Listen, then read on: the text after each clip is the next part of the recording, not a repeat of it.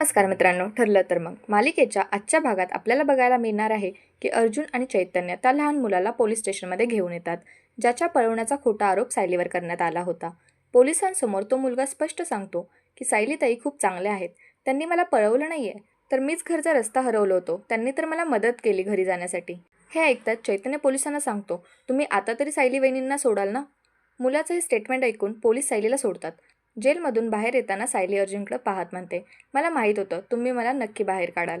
अर्जुनसुद्धा म्हणतो, मलाही माहीत होतं तुम्ही असं काहीच करणार नाही आहे. पण आता मला हे शोधायचं आहे की यामागे कुणाचा हात आहे.